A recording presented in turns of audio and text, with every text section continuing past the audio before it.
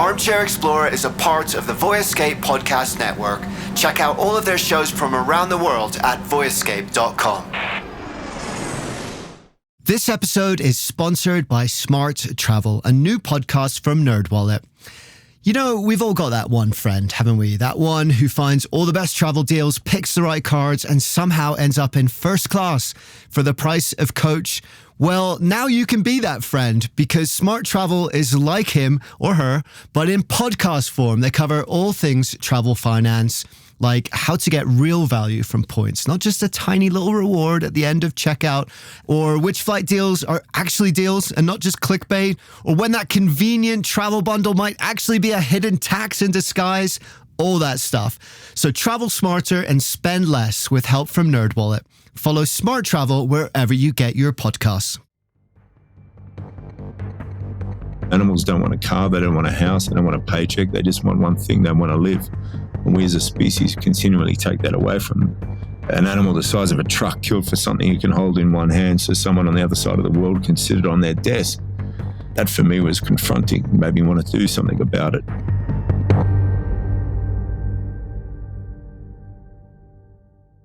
When a new class of Akashinga Rangers is sworn in, they all take an oath.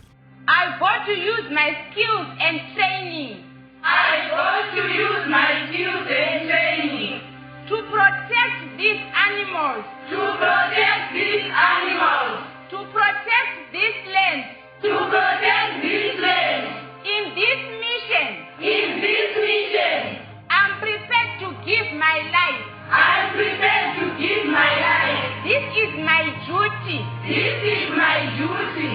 I am Akashinga. I am Akashinga. I am a brave one. I am a brave one. Today, you're going to hear about the group of women who are rewriting the story of conservation in Africa, as well as their leader, whose early career in some of the most elite military units in the world readied him to change the world in ways he never expected. Are you ready? Let's go.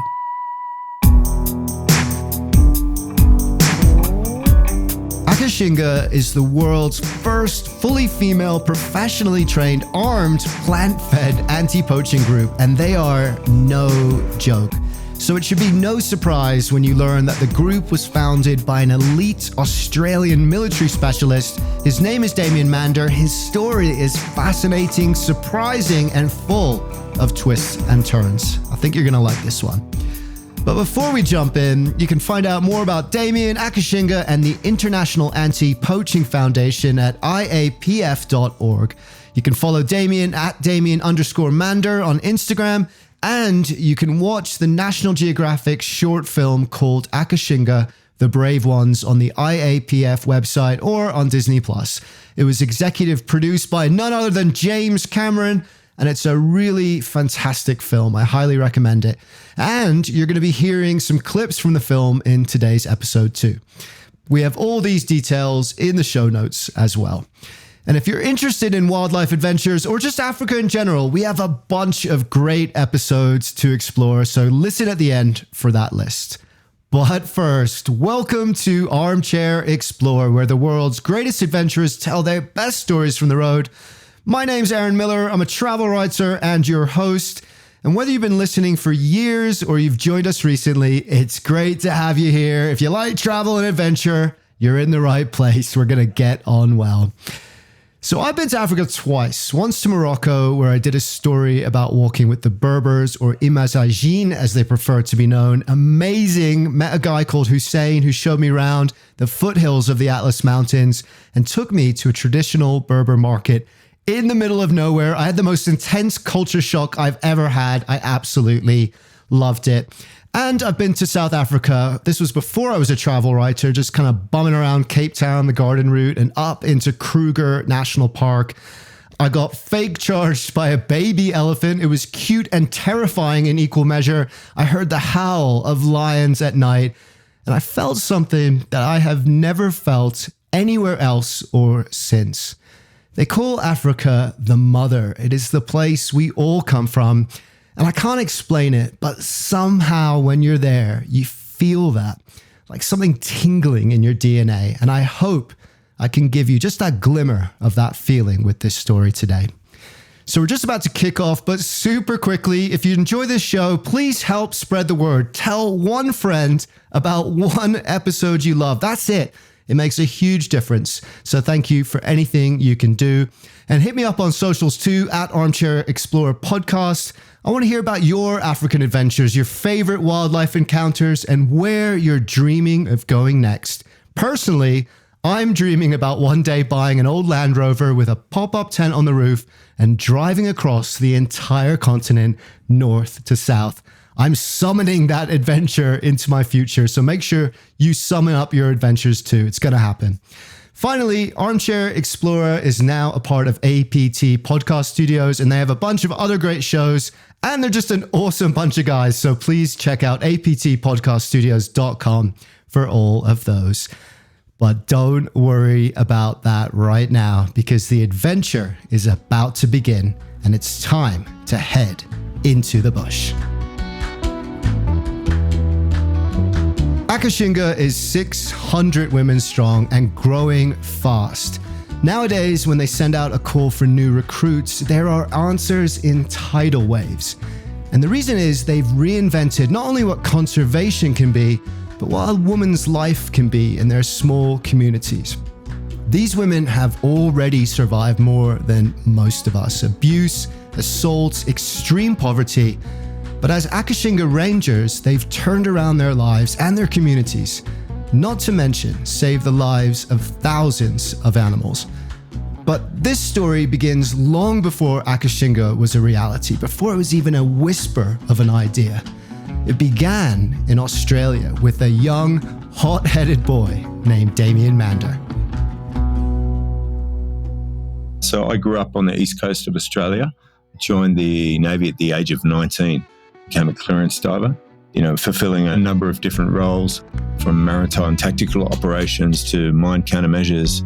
After September 11, the Australian government set up a response group, a new special operations team called Tactical Assault Group East.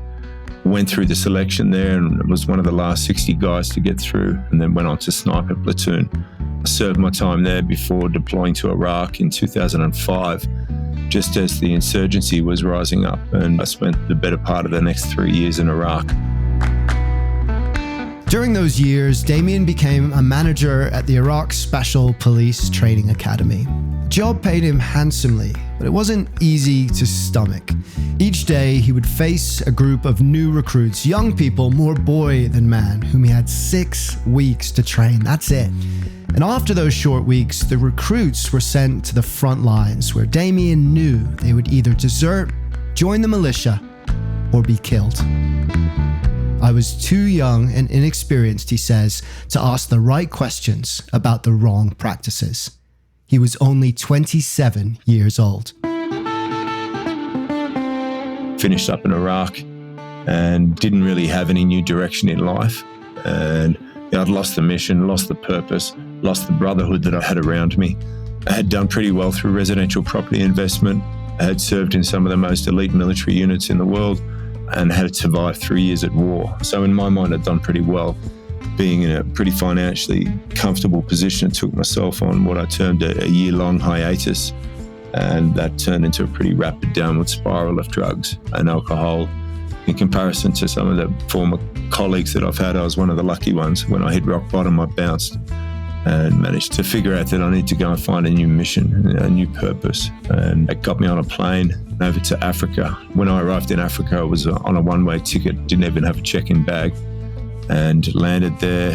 Had heard about anti-poaching some years before. It sounded like the next romantic adventure. And I just traveled around Southern Africa trying to get involved with anti-poaching and just couldn't really get a start anywhere. I didn't join the military looking for, to serve my country. And I didn't go to Iraq to help the situation. I went there to make money. And when I came to Africa, I came looking for a fight, not a cause. And so the people that I was trying to work with in conservation, they saw through that. They saw that I was there for selfish or personal reasons. It was only going to be a 6-month gig, riding on the coattails of the decades of hard work that they'd put into it. And I suppose that was the turning point for me, self-reflection, a violent internal audit on who I was as a person, and I didn't like what I saw. Where better to find himself, to search for his soul than Africa, the place that gave birth to humankind and human civilization itself. It's just one of those magical places. It's raw. I've spent a lot of time in tough places, whether it be in war zones, whether it be in really impoverished places in South America, whether it be in some of the most rural and poorest areas in Africa. And you go out and the kids always have the biggest smiles of any places I've been. And then you see a kid pulling an empty Coke bottle along on a piece of string and smiling, and that's his toy. It makes you reflect on the material world that we come from, in the Western world, and perhaps the important things in life are not things, they're actions, they're relationships, the way that we interact with the people around us. And I think Africa really taught me that. But another phenomenon caught his attention too. When he first witnessed a dead elephant brutally murdered with its skin flapping back and covered in dried blood, he felt a chill settle in his bones. At the time, the illegal ivory trade was on the rise globally, and the population of elephants was plummeting, a decline that would see nearly 30% of the elephants on the continent disappear within a decade. Rhinoceros were also major targets, coveted for their horns, which are widely used as a component of medicines in Asia. From exotic trades to trophy hunting, local bushmeat hunting, and even exotic wildlife trafficking, there seemed to be no end to the motives that led people to the slaughtering or capture of wildlife, and silencing the people who attempted to stand in their way. Animals don't want a car, they don't want a house, they don't want a paycheck, they just want one thing, they want to live. And we as a species continually take that away from them. Now, Iraq had given me a different lens through which to see the world, and if you had shown me Africa a decade before, I probably wouldn't have cared about what was going on. I grew up as someone that used to hunt animals myself. It just wasn't something that resonated with me, any form of conservation or animal welfare. But I think age, experience, and definitely what I'd been through, it made me start to see things differently, and seeing what was happening to those animals, it really did impact me in a way that I hadn't been impacted before. I actually got an opportunity to start working with rangers and seeing what they'd given up, leaving their families behind for the majority of the year, working for a minimal salary, having come from just working in Iraq where we had any resource we needed to get home safely each day, and seeing rangers protecting the heart and lungs of the planet who hardly had the resources to go out on a basic patrol, whether it be radio communications or first aid kits. And it sort of really made me reflect on us as a species, as a generation, as a civilization, on where our priorities are. And I'd just been fighting the arguments of old men in Iraq for resources in the ground and dotted lines on a map. And these people had given up their lives for something much greater, something they believed in. And in a world where it's hard to be genuinely inspired, those rangers did it for me. Alongside that was seeing animals like elephants and rhinos being killed for their ivory or their tusks. An animal the size of a truck killed for something you can hold in one hand so someone on the other side of the world can sit it on their desk. That for me was confronting. It made me want to do something about it. It gets under your skin. It gets into your skin. It gets into your blood, into your DNA. He was lost. He was tethered to nothing.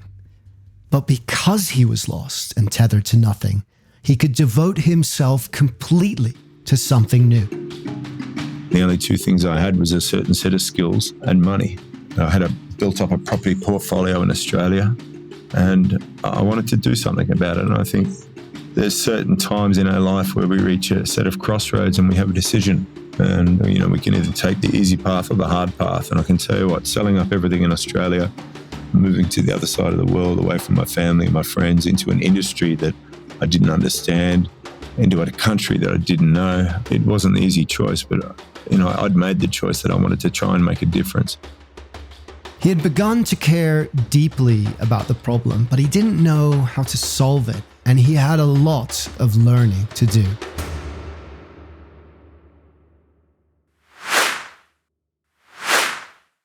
From a distance, from our cozy lives, it's easy to look at a poacher and make assumptions. How could they kill and maim endangered animals? It makes no sense from that bird's eye view.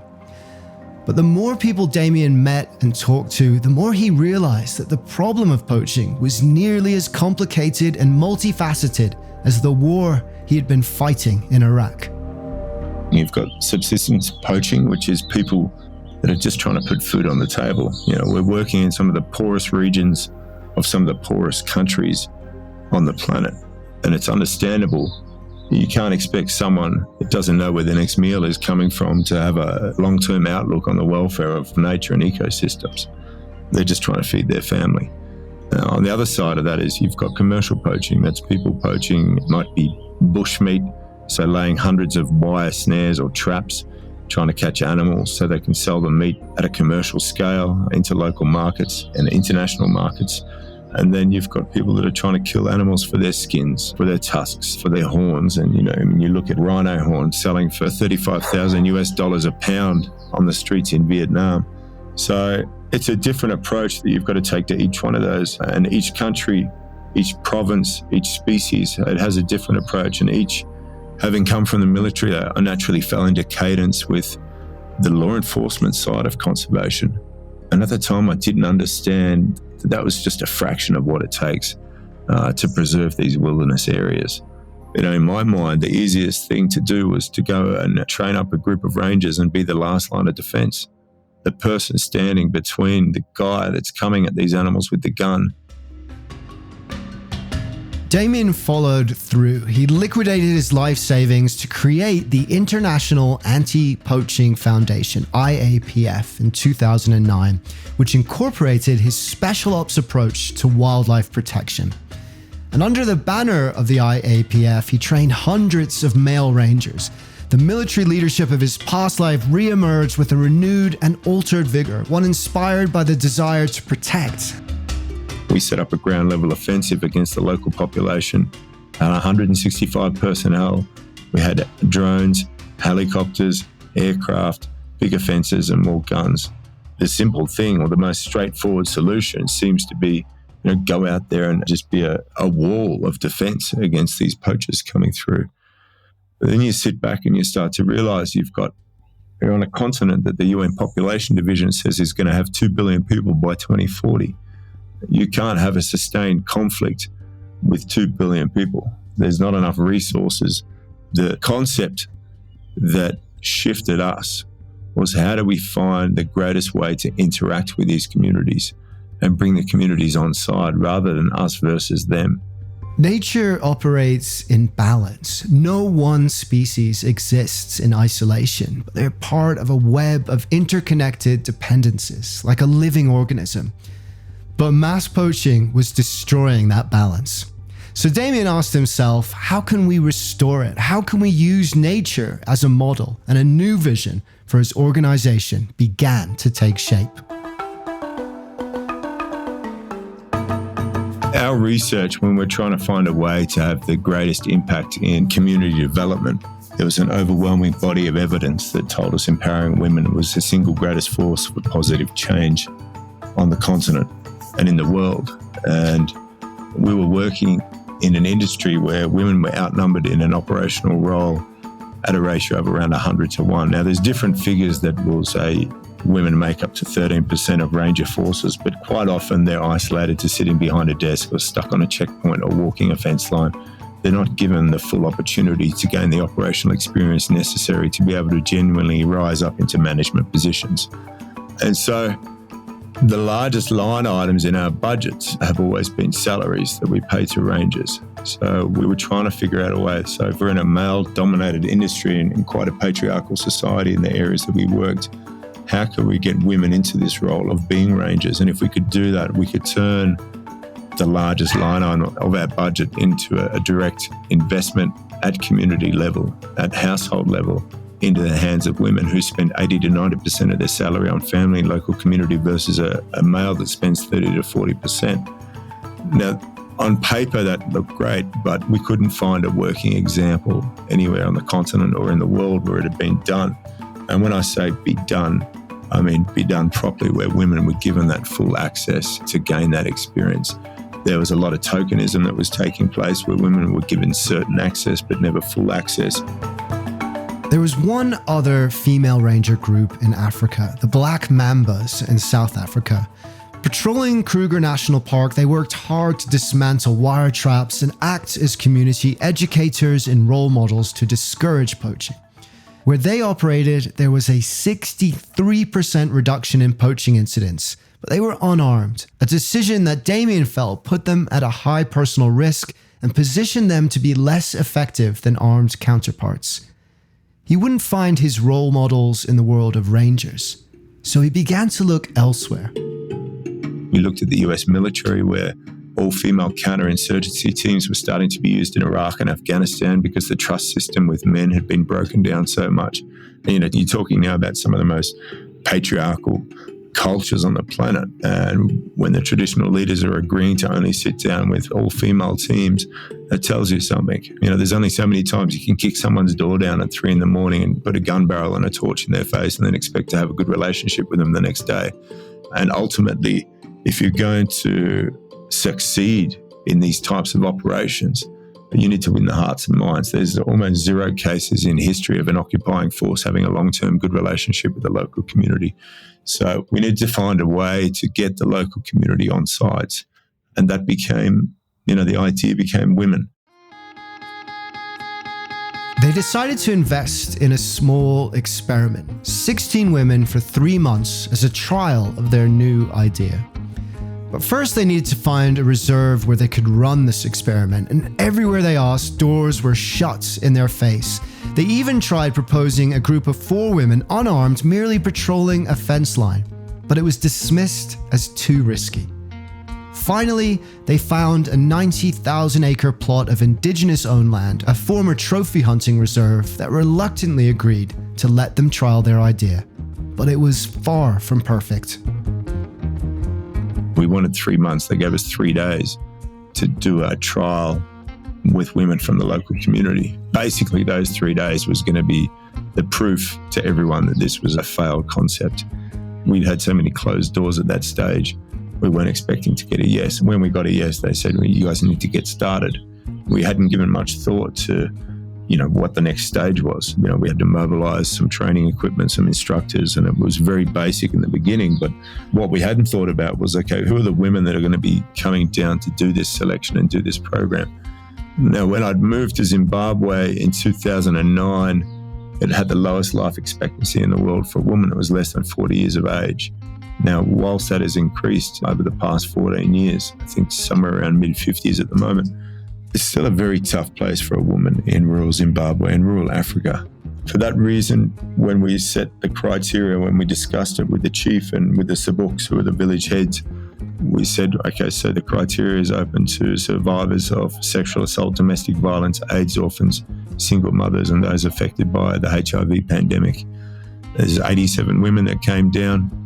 What we didn't realise when we set that criteria was that we were getting the toughest from society. Nothing we put them through was anything compared to what they'd come from or stood to go back to. And we didn't realise how that dynamic would play out. The women arrived, piled into pickup trucks and jeeps, bouncing over dirt roads deep into the scrubby plains of the reserve. They'd pack their meager belongings into duffel bags, suitcases, even plastic bags, preparing to spend as much time in the field as they could. As they approached, dust coated their foreheads and cheeks. The air was sweltering. And we sat through 2 days of pre-selection interview. And those 2 days were probably the hardest 2 days of my life, listening to those stories. I'd come from the ultimate boys' club of special operations. I served as a clearance diver, remember taking a locker room vote when they were trying to integrate women into the branch to become divers. We said, we don't want to work with women. And looking back on that, there was nothing behind that other than ego and fear. And I built a career across 3 continents in training thousands of men for law enforcement, conservation, and conflict. I'd never worked with women before. But sitting through those interviews, I realised I was guilty, maybe not of something directly against those women, but of being part of a culture that had kept women back for no particular reason other than self-interest. These women weren't victims of circumstance, Damien says. They were victims of men. He heard countless stories of abuse, violence, assault, rape, imprisonment, neglect, control. Sometimes a woman would pull up the leg of her trousers or roll back the sleeve of her shirt to display her scars.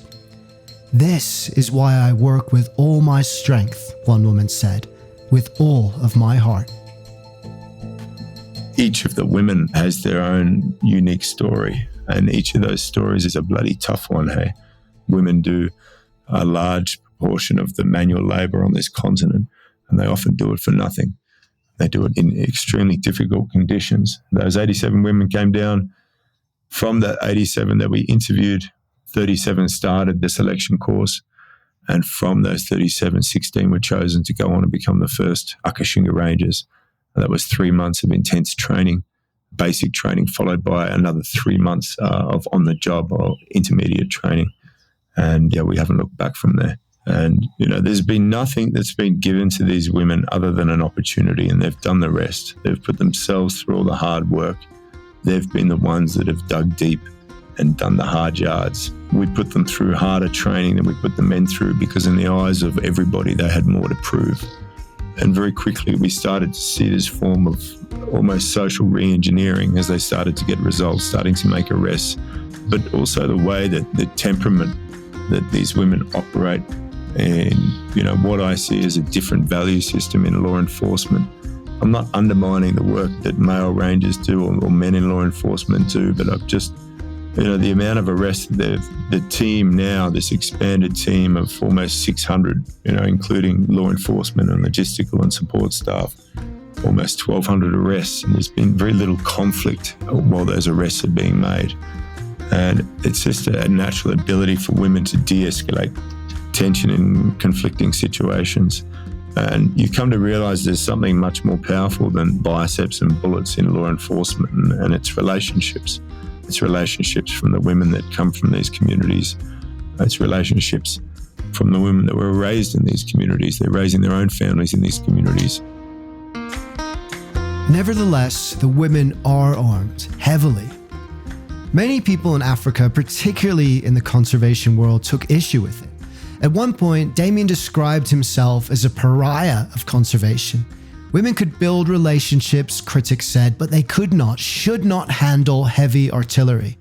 But Damien just shrugged it off. "This is the world we've created for ourselves," he says. "It would be irresponsible not to arm them, prepare for the worst, and hope for the best." And in preparing for the worst, he was right. One female ranger was told, I'm going to burn your house. I'm going to rape you. I'm going to destroy your family. But the fact was, it was working. One of the key components of this project is we just didn't see any corruption. Zimbabwe ranks, I think, around 157 out of 180 countries on the Global Corruption Index. Now, we historically recruited men that came from sometimes hundreds of kilometres away to avoid collusion with the communities they grew up with. And that dispersed that largest line item in our budgets, the salaries for these rangers around the country rather than back into the local community. As we scaled beyond these initial 16 women, we didn't have to employ from hundreds of kilometres away. We employed from a couple of kilometres away, right next door to where these women were operating.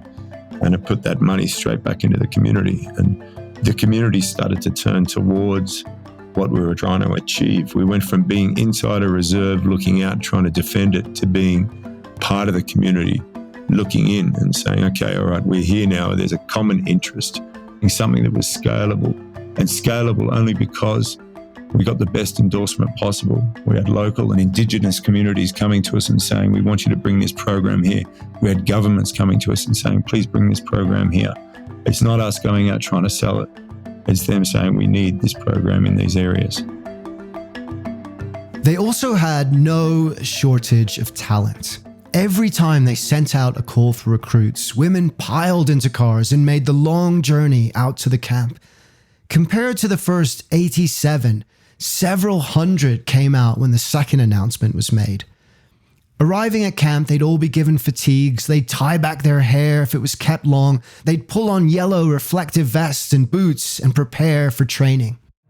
Some of you will die doing this job. You're going to be out there up against armed men. They will be willing to kill elephants or anybody that's standing in their way. And the only thing standing in their way will be you. But the women were unafraid. Like Damien, they had known the lowest depths of their own personal hell. I married a man who was already married. And his parents didn't like me as a second wife. But I was now pregnant. And I don't have money. Another joined after her husband was shot for poaching. He'd been trying to feed their family. But they, as the others, were still standing and still fighting for their family and themselves. And as the program grew, Damien witnessed ripple effects that he hadn't expected. Some of the women, their stories, I mean, you take I won't mention specific names, in the interest of the women themselves, but, one woman raped at the age of 16. She had a child to the rapist under the local culture there. Her not being able to afford to look after the child, that child was taken away from her and given to the parents of the rapist. Now she came and she went through the training. She, very much like the other women that come through the training within the first 18 months, had managed to buy her own plot of land, build her own house, and then used the lawyer that we work with and took this custody battle to court. And she won full custody of her daughter, who by this stage was nearly 4, and left the court that day with her daughter and was able to bring that young girl back to her own home that her mother had been able to buy with her own salary. Another woman, I will mention her name because she's just been recently announced or last year as the first female International Ranger of the Year under the IUCN. Nuradza Hoto dropped out of school after her father died, couldn't finish high school, didn't have a job, was in an abusive marriage, and has now bought a house and land next to the high school that she once couldn't afford to attend, and has just put herself through university and studied biology, is now one of our head scientists in Zimbabwe working for the program. A woman who was abused so badly that the chief took her away from her 4 children to go and live with her grandmother, and she had to leave her children behind. And I didn't know that she took a vehicle one day and her team of women, and she told the women to wait outside, and she went back in and she took the house back and she took the kids back. And the husband left, and it wasn't through the team of women going in. She told them to wait outside. So what these women represent in the local communities to other women and to young girls and to young boys as well. The chief of police told us in the first 2 years of this program starting, there'd been a 60% reduction in sexual assault cases in these communities. So it's women being seen through a different lens by these communities because they're standing up for themselves. When recruits arrive, Damien barks at them. His voice is loud, but you can tell he cares. Is if you've got character and spirit, and if you do, we'll teach you how to fight. And he does. He puts the women through what he calls the 4 pillars of misery: hungry, cold, tired, and wet, and drills them ruthlessly. They crawl on their elbows in the mud beneath lines of barbed wire. They run in seemingly endless laps, dropping to their stomachs to do push-ups at the screech of a whistle. They fight with hand-to-hand combat in the mud next to a freezing lake, wrestling to push each other into the water. They hoist enormous logs across their shoulders and run back and forth. They are taken to the extreme edge of their limits, of what their bodies and minds can take.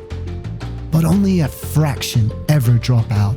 A percentage, Damien says, which is exponentially lower than he saw with men in special ops training in the military. It would be impossible to quantify what makes this difference.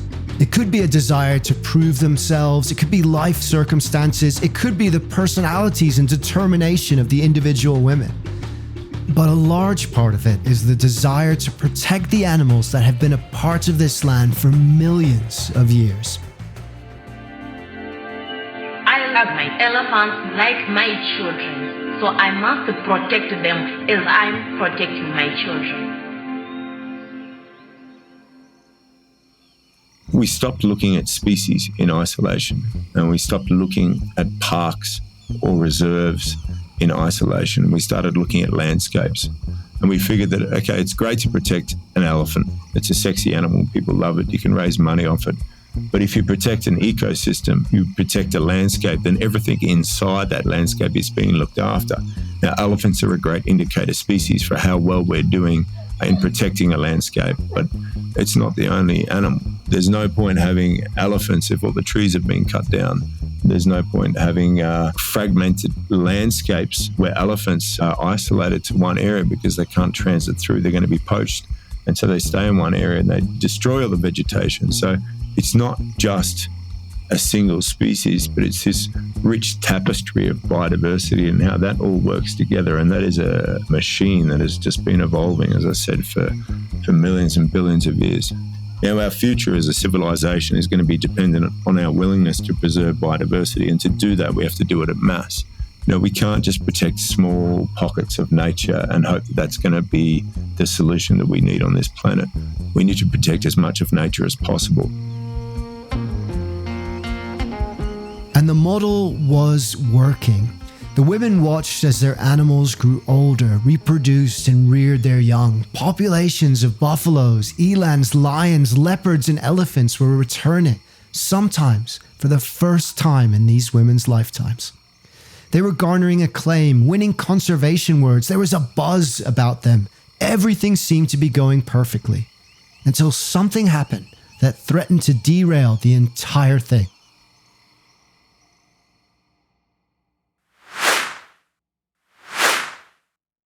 We'd been quite some time into this program and we hadn't seen any corruption. We'd seen women arrest their own husbands for poaching.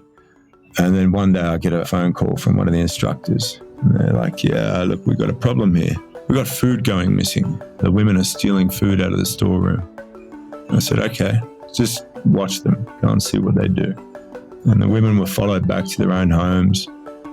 They went back there. They got some of their own food and they got some of their own money. And they went to a local shop and they bought more food. And then they went to the home of a poacher who'd just been sentenced to 5 months in prison. And the mother was there with the 4 children and was struggling. And these women were feeding that woman and those children. And that for me is just something I'd never seen or witnessed in law enforcement.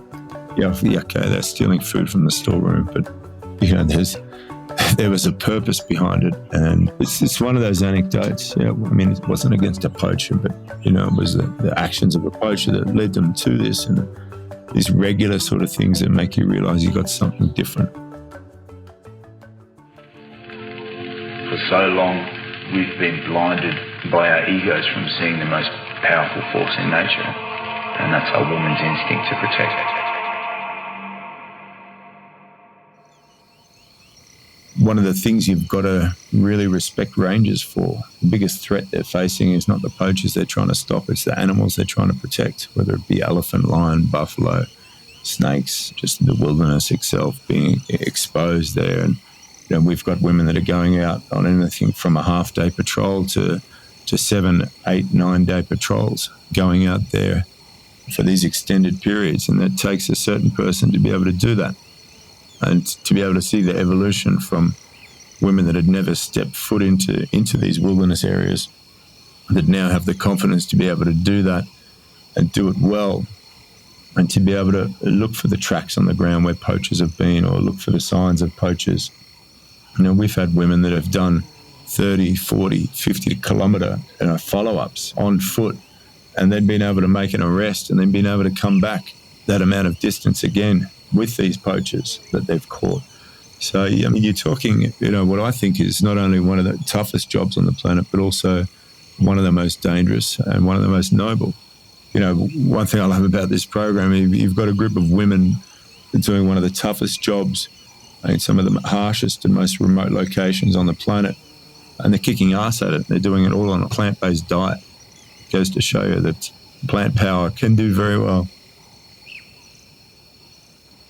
It may seem like a small detail, But in some ways, the plant-based diet is emblematic of the very core spirit of Akashinga. These women are protectors of nature to the very core. They protect each other and they protect the animals of their land. Eating them afterwards, however natural that might be, felt counterintuitive to their mission. And their mission is working. To date, Akashinga has made over 1,000 arrests without having to fire a single shot. By 2030, they are set to have 2,000 rangers protecting over 30 million acres of wilderness. Conservation is not a conservation issue, it's a social issue. And when you have social impact, you have a conservation outcome.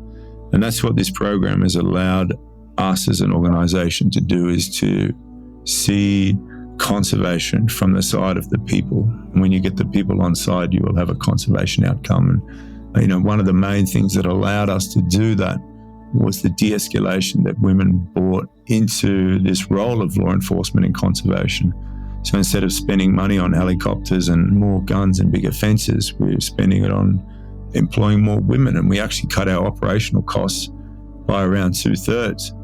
So the money we saved, we started investing back into healthcare, treating people from the local communities, hiring nurses, getting drugs into local clinics, rebuilding local clinics, electrifying them, providing them with fresh water.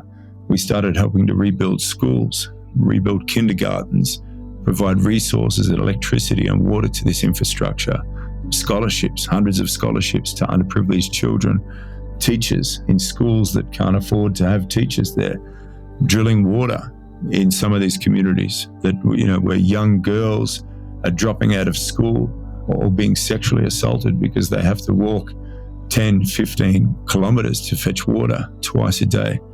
All of this makes a difference, and all of this becomes the social impact that brings the community on side to understand that if we look after the biodiversity, these social impact programs can keep happening. And I don't want to think of it as a way of leverage or carrot and stick, because it's not like that. We're just trying to protect nature. And if we don't protect nature, we lose the ecosystem services that nature provides.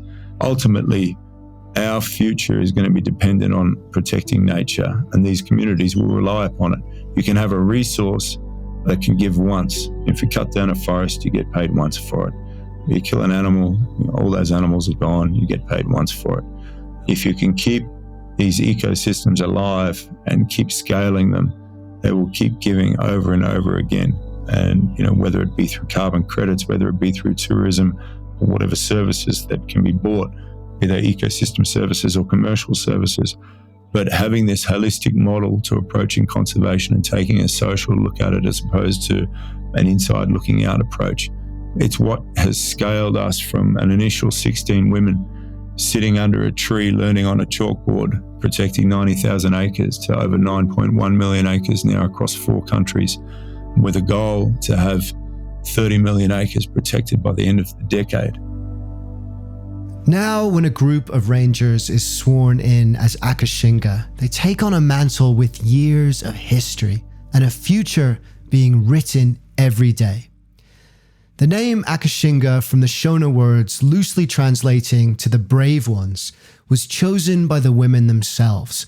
And now Damien's entire organization, including the IAPF branches of male rangers which still operate, is adopting the name. A lot of responsibility falls on the shoulders of men to be better, I think, and drop the ego and be able to be willing to step back and let women move into some of these key roles by shifting the power roles of decision-making, law enforcement, management, shifting those to women. We greatly reduced conflict with local communities. We brought conservation and communities together, and we cut our core operating costs by 2/3. Some people will look at women's empowerment as something they have to do. We're not a women's empowerment organisation. We're a conservation organisation. We just found a better way to do business. I think people just need to be more open-minded in how they go about the work they do in whatever industry it is. And this is not just a battle that's being fought on one side, whether it's male or female. We're all in this together. We're trying to make the world a better place. This one beautiful backyard called nature, we're destroying it as a generation. I don't want to be part of the generation that defines our failure as a species. I don't believe we can keep going in the direction that we're going. And, regardless of what job we do, what industry we work in, we all need to make decisions and decisions that matter. And small changes in our lives can be big changes in others. I just think we need to carry that through in all of our thought process. And it's not just about growth and capital and how big we can get and what we can do and the car that we drive. It's about what we leave, the legacy that we leave. So many of us, we've got children. What kind of planet, what kind of place do we want to leave for the next generation? And I think that's what we all really need to reflect on. For Damien's part, he is constantly looking to expand the program, working hard to secure further funding and land opportunities. But he's more or less handed off the day-to-day leadership, training, and educational stewardship roles to his rangers, to the women of Akashinga themselves. There's nothing special about me. I've been through all these military units and, some of the guys that were on those units were much fitter, much stronger than I were. But when everyone else said it's too hard or it couldn't be done, I would always persevere. And it's been the same in this career of conservation. And it's not a career, it's a passion, it's a purpose. It's just been perseverance, just been that determined to stick it out and get it right. Like these women, Damien's life took him down to the dark, hellish depths of violence and suffering. But through his own perseverance, character, inner strength, and in my opinion, belief in a better world, he arrived somewhere he never expected to be. For me, just being able to sit back and more and more on the sidelines and watch the initial women that came through, who are now the instructors and the leaders, and they're the ones that are graduating and giving the speeches at the graduation alongside the traditional leaders such as the chief and local government. To be able to sit back and watch that and see this program sort of self-propelling now, that's it's something I'm proud to be a part of that team. We've got an amazing team that we've built up. And to see, when there is a recruitment and the initial women, the message that they've sent out, the way that they've demonstrated themselves in the communities, and you have 500 women turning up for the next recruitment because they want to be like an Akashinga Ranger. Or you go into the local schools and you speak to young girls and they want to be rangers. They want to be like these women, and you speak to the kids of these rangers. They want to be just like their mum. That's pretty cool to be a part of, I've got to say. Margaret Darawanda, one of the original 16 Rangers, says the men were the only ones being given a chance to do the jobs. But for a female, it was all you could do just to be married. You were not even given any chance to go to school so that you can fulfill whatever you need to do in your life. Now, Sergeant Maggie is a leader in her community and beyond.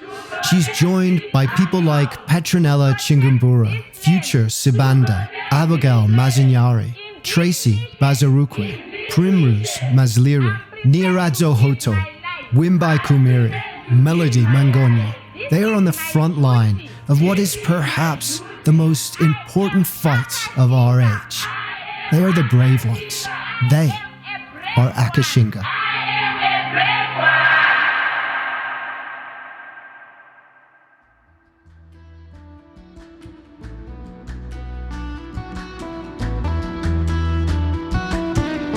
Thank you so much to Damien Mander for sharing his story, and thank you to the hundreds of women who make up Akashinga and who are changing the face, methodology, and impact of conservation every single day.